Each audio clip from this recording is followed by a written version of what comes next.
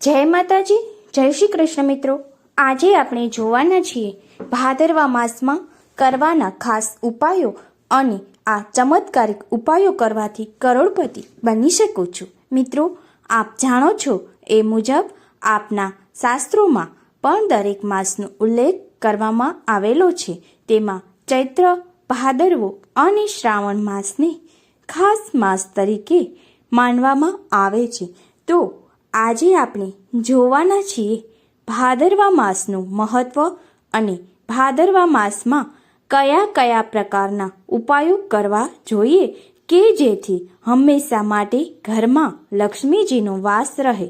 જો મિત્રો તમે અમારી ચેનલમાં નવા હોય તો ચેનલને સબસ્ક્રાઈબ કરી અને કોમેન્ટ બોક્સમાં જય મા લક્ષ્મી લખવાનું ભૂલતા નહીં। અને જો વિડીયો પસંદ આવે તો આપના સાથી મિત્રોને શેર કરવાનું પણ ભૂલશો નહીં।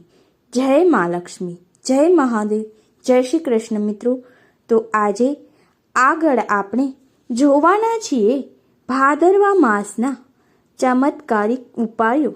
મિત્રો, આપ જાણો છો તે મુજબ શ્રાવણ માસ એ ખૂબ જ પવિત્ર માસ છે અને આ શ્રાવણ માસ પૂરો થયા પછીથી ભાદરવા માસની શરૂ થાય છે। ખાસ કરીને ભાદરવા માસની અંદર આજે આપણે બતાવવામાં આવે એ મુજબ ઉપાયો કરવામાં આવે તો લક્ષ્મી, વિષ્ણુ અને મહેશ હંમેશને માટે પ્રસન્ન થાય છે। મિત્રો, આ માસમાં દેવી લક્ષ્મીજી અને ગણપતિ પૂજાનું ખૂબ જ મહત્ત્વ રહેલું છે। તે ઉપરાંત જાપ અને વ્રત એ આ માસની ખાસ ખાસિયત છે। તમે જાણો છો એ મુજબ ભાદરવા માસમાં ગણેશ ચતુર્થી આવે છે, એટલા માટે જો આ માસમાં આ વિડીયોમાં જણાવવામાં આવે એ મુજબ ગણેશજીની પૂજા કરવામાં આવે તો ગણેશજી ખૂબ જ પ્રસન્ન થાય છે અને ક્યારેય આપના ઘરમાં વિઘ્ન આવવા દેતા નથી।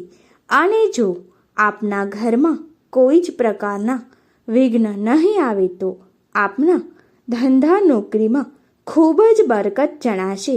તે ઉપરાંત જો સામાજિક પારિવારિક કોઈ મુશ્કેલીઓ હશે તો તે પણ દૂર થઈ શકે છે, કારણ કે ગણપતિ માટે કષ્ટહર્તા કહેવામાં આવે છે, એટલે કે મુશ્કેલીઓ દૂર કરવા માટે ગણેશજી હંમેશને માટે પ્રસન્ન રહે છે।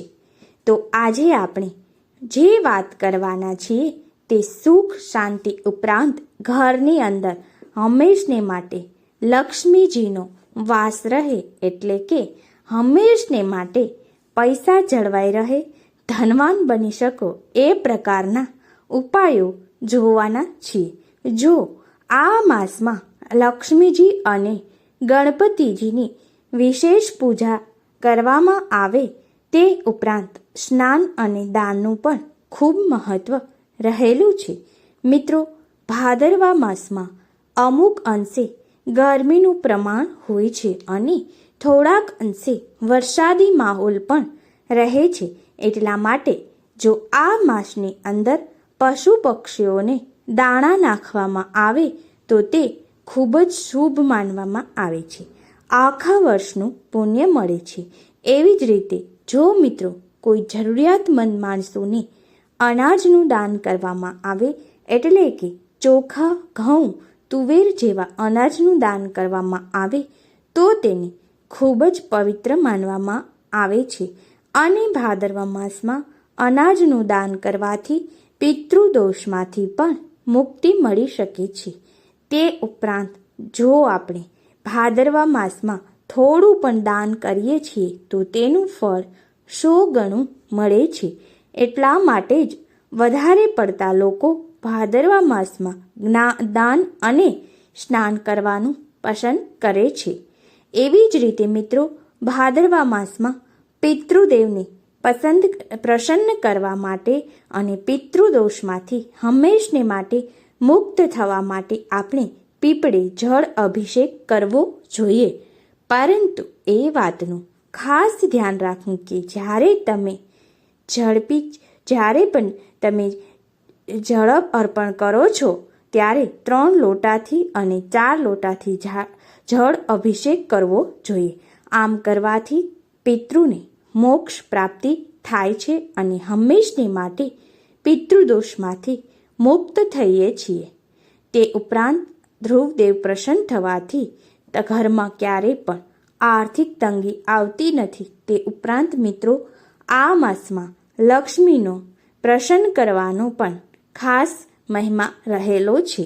સૌ પ્રથમ લક્ષ્મી પૂજા માટે સ્નાન કર્યા બાદ લક્ષ્મીજીની મૂર્તિ તથા લક્ષ્મીજીની છબીની સામે બેસી અને એક ઘીનો દીવો પ્રગટાવવો જોઈએ અને ત્યાર પછી એના દેવ અને જ્યોત સામે 2 હાથ જોડી ઓમ શ્રી મહાલક્ષ્મીએ નમઃ મંત્રના 108 જાપ કરવાથી લક્ષ્મીજી હંમેશને માટે પ્રસન્ન થાય છે અને ઘરમાં ક્યારેય આર્થિક તંગીનો સામનો કરવો પડતો નથી.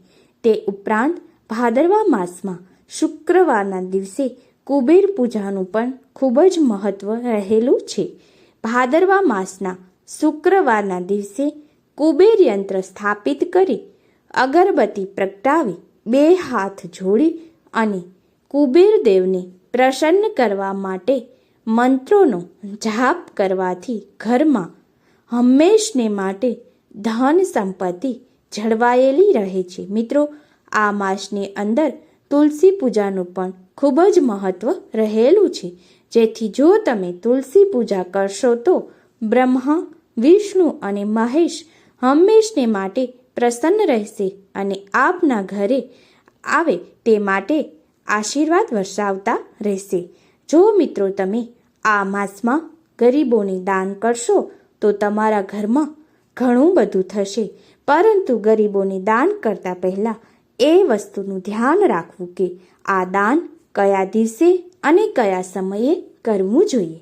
મિત્રો, આપ સૌ કોઈ વ્યક્તિને જોઈને દાન કરતા હશો, પરંતુ ગરીબોને દાન કરવું એટલે કે એવા વ્યક્તિઓને દાન કરવા માટે પસંદ કરવા જેવું ખૂબ જ પ્રાથમિક જરૂરિયાતને પણ તે પહોંચી નથી વળતા તેવા વ્યક્તિઓને જ દાન કરવું જોઈએ. અને મિત્રો, ભાદરવા માસમાં હંમેશા માટે ગુરુવાર અને શનિવારના દિવસે ગરીબોને દાન કરવું ખૂબ જ શુભ માનવામાં આવે છે, કારણ કે આ દિવસે દેવી લક્ષ્મીજી ખૂબ જ પ્રસન્ન હોય છે. જો દેવી લક્ષ્મીજી પ્રસન્ન હોય અને આપ ગરીબોને દાન કરશો તો આપના ઘરમાં કાયમ માટે સુખ શાંતિ થશે.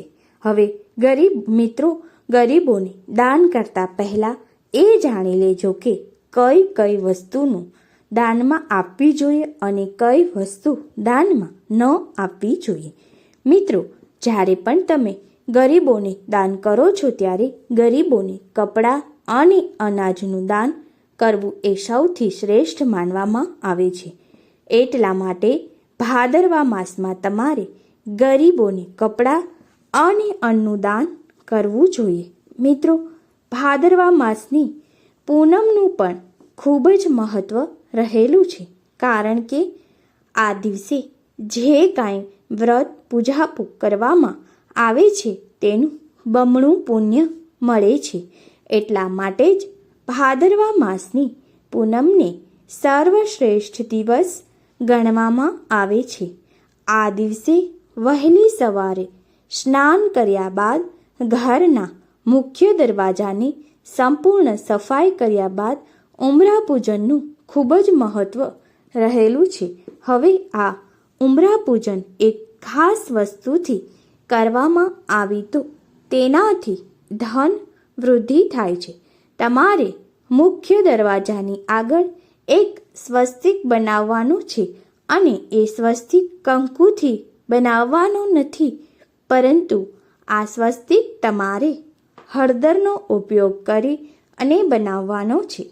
ઘરના મુખ્ય દરવાજા આગળ હળદરનું સ્વસ્તિક બનાવ્યા બાદ સ્વસ્તિક ઉપર ચોખા લગાવવાના છે અને ચોખા લગાવ્યા બાદ મુખ્ય દરવાજાની બંને બાજુએ એક દીવો પ્રગટાવવાનો છે.